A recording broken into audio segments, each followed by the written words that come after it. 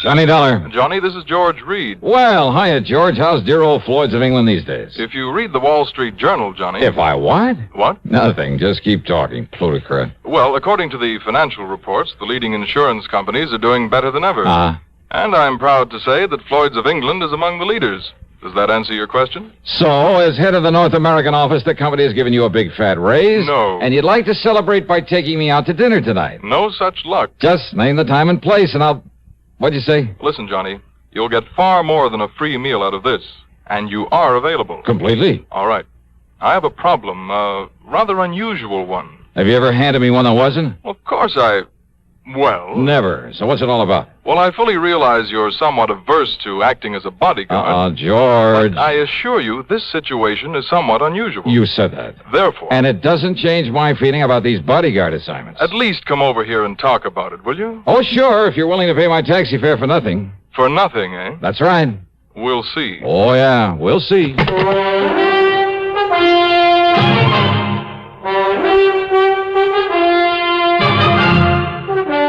CBS Radio brings you Bob Bailey in the exciting adventures of the man with the action-packed expense account, America's fabulous freelance insurance investigator. Yours truly, Johnny Dollar.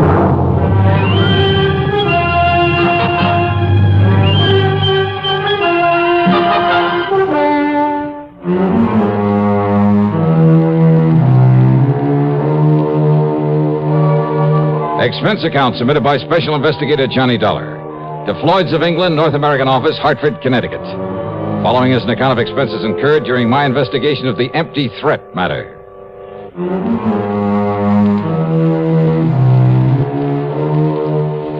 These so-called unusual problems George Reed handed me were all too often dangerous.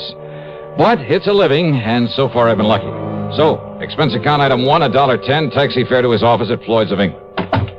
Come in, Johnny. Sit down. Yeah, sure. Thanks. I'm glad to see you. Glad you could make it. Well, I'm not so sure I am. What's it all about, George? Charles Stockerly is our client's name. He's a retired attorney. And somebody that he sent to the pen has got out now and is gunning for him. Possibly. Yeah. Where does he live?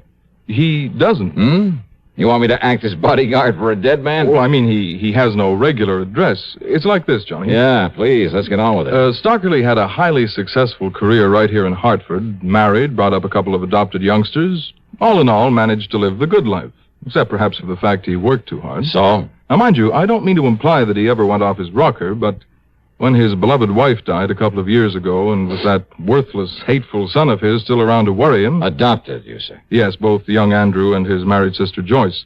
She's a wonderful girl, by the way. So what about him? Nothing. I simply mentioned them in passing. The point is, Mr. Stockerly has quite a bit of insurance, which is why he didn't hesitate to contact me regarding these apparent attempts on his life. You kind of punched that word apparent. Because when he first told me about this thing, considering his extremely upset and nervous condition, well, frankly, I didn't take him too seriously. Is he an older man? In his early 60s. But now, apparently, and I use that word again, these threats have become very real, which is why he's been running away. Running away? Well, I told you he has no permanent address. Now that he's demanded your protection, that you stop whoever is trying to kill him, if somebody really is. All right, where is he, George? At the moment, in Tahiti. Tahiti? Yes, living in the seaport town of Papeete. Well? George. Yes? I don't want this job, no one bit. Oh, now, Johnny... But, I'll take it on. For just one reason. Yes? All my life, I've dreamed about someday seeing Tahiti. Item 2 on the expense account includes $8 plane fare, Hartford to New York City. $785.30 to the Fiji Islands. Then we'll call it a total of $850 for plane tickets and a handful of incidentals. It took over a full day of flying for me to reach the town of Nandi on the western shore of the little Pacific island of Viti Levu. But it was a lot better than a couple of weeks aboard a steamer. Another hop took me across the island to Suva. And there, well, it's picture postcard country, all of it. Vast, heavy tropical forests. Millions, billions of beautiful blossoms everywhere. Picturesque South Sea villages full of thatched huts, palm-lined beaches, and the magnificent clear blue water breaking over reefs of coral.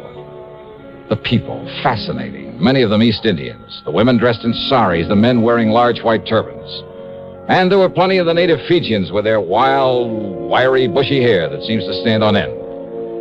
From Suva was an overnight flight to Papeete in a flying boat. A lot of travel time, a lot of expense, but certainly worth it. Tahiti, with its black sand beaches and coconut palms. Its tremendous carpet of tropical foliage and flowers, from the shoreline back to the mountains.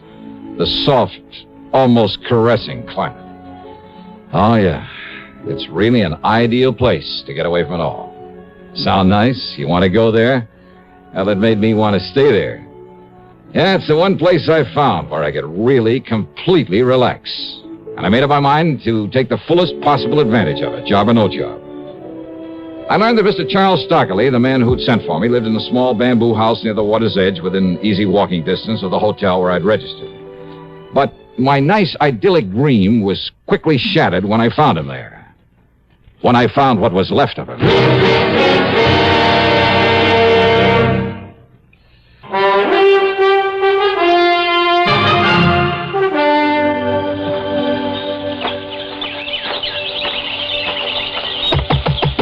Mr. Stockley? Just 1 minute, please. Yeah, sure. Yes, Mr. Stockley?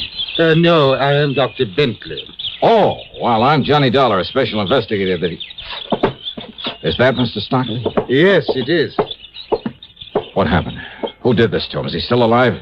Yes, Mr. Dollar. He's resting as a result of a sedative I've given him. But he looks as though he... All right, what happened to him, Doctor? He was up on the side of Ka Abu Mountain gathering flowers on a long and treacherous ledge when he noticed someone following him very furtively. Oh? Apparently, this someone did not wish to be seen by him. He kept getting closer and closer, but always in hiding. Go on, Doctor. Mr. Stockley realized it was someone there with no good intent. But as he sought to escape, stepping gingerly and carefully along the rim of the ledge, he isn't certain exactly what happened. He's quite sure he didn't slip. Rather that he was shoved by this someone from behind a bush. He fell about 60 feet down through the tangled brush and remained there overnight. Now, if one of the natives hadn't found him early this afternoon... But he isn't sure he was pushed off there. Oh, he's quite certain of it. And that the man, the person he saw up there, wasn't just somebody else gathering flowers. Mr. Dollar, if it weren't for his exhaustion, and, of course, the sedative I have given him, he would have fled this island immediately. You see, he's a very nervous and, I might say, apprehensive man. Look, do you know of anyone who might want to harm Mr. Stockley? Oh, certainly not, sir. Mr. Stockley, in spite of his nervous affliction, a constant kind of fear, I would say. Yes, I know. Why, he is one of the most highly regarded... Well, I am certain that no one, white or native... Yeah, okay. Now, how long do you think he'll sleep? Oh, until sometime late tomorrow morning. All right, then I'd better plan on bunking down right here. Tell me, Mr. Dollar. Yeah? Do you think that he is possibly in danger from someone? Maybe. Maybe not. We'll see. When I told the doctor of my job, he was completely cooperative. Helped me improvise a bed near Mr. Stockley's, and he had some food brought in for me. That and his fee for the care of Stockley came to $9. I didn't get much sleep that night. Every completely harmless sound around that little shack got me up with a start. Had I known what the morning was to bring, I might have asked the doctor for a sedative for myself. Promptly at 5:30 a.m., Stockley woke up. He was so worried, nervous, and excited, I thought he'd gone completely off his nut. It's no use, Dollar. We got to get out of here, yes, sir. We must get away before he finds me again and kills me. So we left on the morning plane. But it wasn't until we changed at Suva, then at Nandi, and finally started that long leg of our flight across the Pacific towards San Francisco that he calmed down long enough to tell me what it was all about, after a lot of irrelevant chatter about his family. The death of my darling wife back in 1958 upset me terribly, Mr. Dollar. I confess I became a nervous wreck. Temporarily, that is. If it hadn't been for our adopted daughter, Joyce, a wonderful girl, I'd have lost my mind. What about your adopted son? Wasn't he any help? Andrew? Oh, never. I've given Andrew everything, Mr. Dollar. Too much. Education, money, investments that'll keep him wealthy for life. Bad mistake.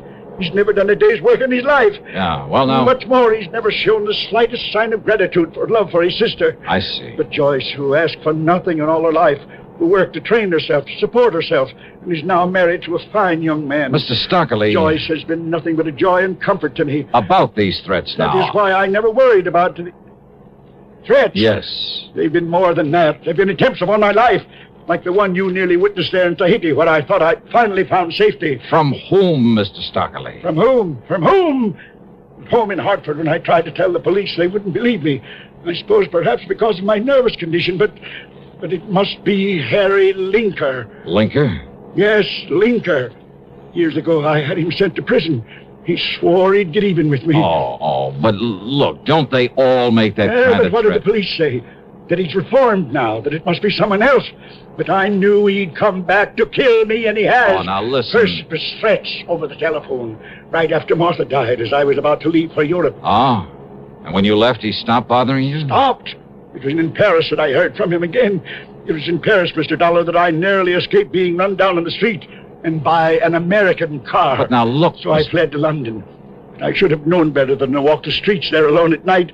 But it was there that only the intervention of a bobby kept me from being murdered by him after another warning. But, Mr. Stockley... In Jakarta, more threats. I found a poisonous reptile in my trunk. In Stockholm, I found the scorpions in my briefcase just in time. Oh, now, please, look here, Mr. Stockley. I've run, but he's kept coming after me. He attempted to poison my food, I'm sure of that. Mr. Stockley. And there in Tahiti. Yes?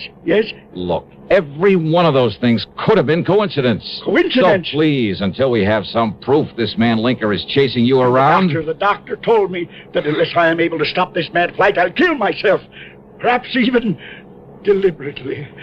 What'll I do? Where can I go? Well, right now, we're heading back to the States, back to Hartford. But if he's following us... Then maybe we'll find some proof against him. Proof? By having me killed? Look, you'd better take another of those pills the doctor left for you. And you'll stay awake to protect me? Yes, I promise. Coincidence? Why, sure it was. There at the San Francisco airport when the baggage truck ran out of control and almost hit us, almost hit him. Anyhow, I practically had to hold his hand on the rest of the trip to Hartford. There, I piled into my car, drove straight to my apartment, gave him a key, and had him go upstairs and wait for me while I put the car away in the garage at the back. It took me 3 trips up those stairs with the luggage, but then...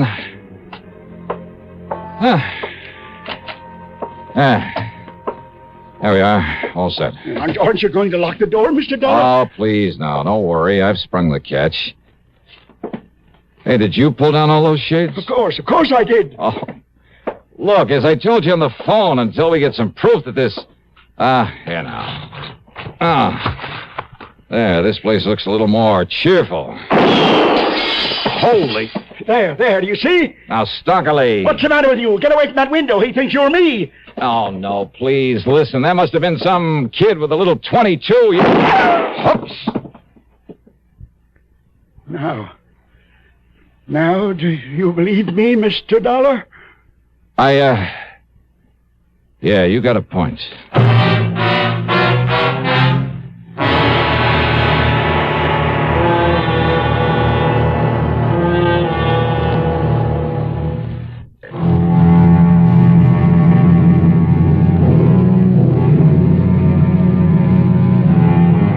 I carefully dug one of the 38 slugs out of the wall, wrapped it in a handkerchief, then put in a fast call to Bill Peters, who was not only a good doctor, but, well, I told him to pack a gun into his medical kit. He arrived in short order and did what he could to quiet Mr. Stockley's nerves and agreed to stick around. He'll sleep a little while now, Johnny. Good. But listen. Yeah, Bill? Did you hear him? You know, he's not kidding. This old coot's gonna take the leap unless we can... Suicide? Wouldn't put it one bit beyond him. Believe me. This whole business has him in pretty bad shape. Oh, that just doesn't make sense, Bill. Because he's been trying so hard to run away from this killer or supposed killer. Well, sure he has. And if he wanted to die, Just he had... brush up on your human psychology, boy. Okay, I'll take your word for it. Now, if you'll stick around, I'll get this bullet over to headquarters. I'll be here. At headquarters, they gave me the story that Stockley had said they would. A few years in the clink had changed Harry Linker. He was living a model life, running a store right here in Hartford. I called on Linker at his hardware store, and I must say he convinced me that he was behaving himself. He was even quite concerned about Mr. Stockley. Offered to help us if he could. I called on Stockley's adopted daughter. Then I told her the whole situation. Oh, this is a terrible thing, Mr. Dollar. I know. If only Daddy'd told me so I could have done something to help him. Well, as soon as we clear this thing up. I'll go to him right away. No, just wait, Bess. He needs me. Well, you can probably help your father more than anyone else in the world, but not right away. But you'll let me know the minute we can bring him here and take care of him. Yes. Now, you're sure your husband would agree to that? Of course. Yes, of course he would. Oh, good. That's all I wanted to know. You don't think my husband could be behind us? Why, Ed feels as much affection for Daddy as I do. You'd better answer that phone, hadn't you? Oh, yes. Excuse me. Hello? Why, yes, he's right here. Mr. Dollar. Oh, thanks. Johnny Dollar. Been calling all over for you. This is Bill Peters, Johnny. Yeah, Doc. Listen, there was a phone call right after you left. Oh? Stockley was awake, and I made the mistake of letting him take it. Yeah? He listened for a second, got as white as a sheet, and then started yelling, no, you'll never get me. Go on, Bill. Then he slammed down the receiver and made a dive for the window. Bill! It's all right. I caught him in time. Oh. I gave him a stiff hypo, and, well, that's it. Johnny? Suicide.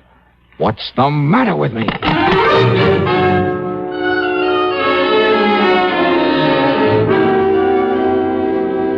I tore on over to George Reed's office at the insurance company. Here you are, Johnny. Our copy of Mr. Stockley's policy. Yeah, good. All right. Now, let me see if As you'll note, his adopted daughter, Joyce, is the sole beneficiary. Yeah, I see. But Andrew, the adopted son, is specifically omitted. Irrevocably. So if you think he might have anything to gain by Mr. Stockley's death, you're wrong. Huh? Look. Here it is. The suicide clause. Well, of course. All right. So maybe Andrew couldn't get any of Stockley's money. But if that old man killed himself, neither could Joyce. And believe me, Andrew would love that. Oh? So, these attempts on the old man's life, were they? Were they really? What? Or were they just part of a long, drawn-out, careful campaign to drive him off his rocker, make him kill himself? But if that's Can true... anybody prove that Andrew actually tried to kill him? No.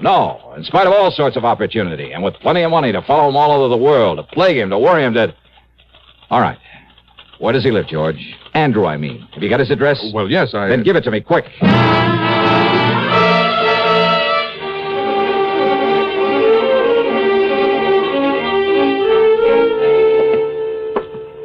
Travel stickers, huh?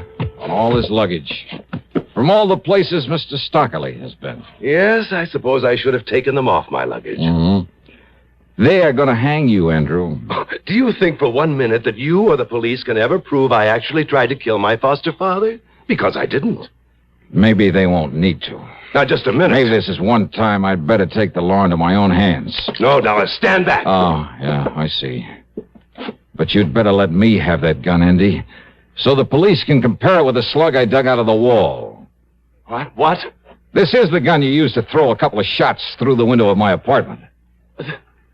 That was your apartment where he went? That's right.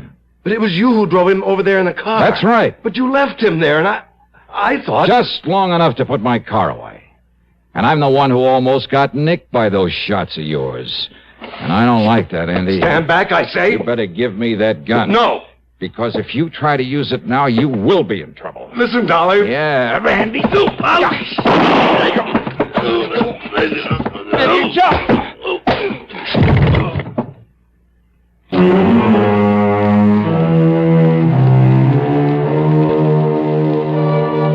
All I hope is they lock that bird up for the rest of his life. And that somehow Joyce and her husband can bring the poor old man back to normal. Expense account total? Hold your hat. It's $2,561 even. Yours truly, Johnny Dollar.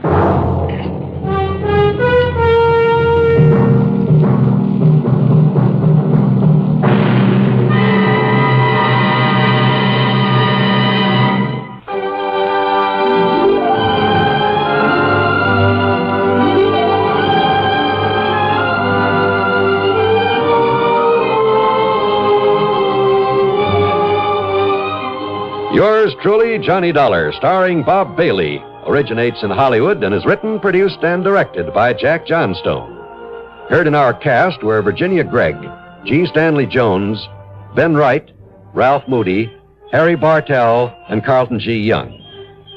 Be sure to join us next week, same time and station, for another exciting story of yours truly, Johnny Dollar. This is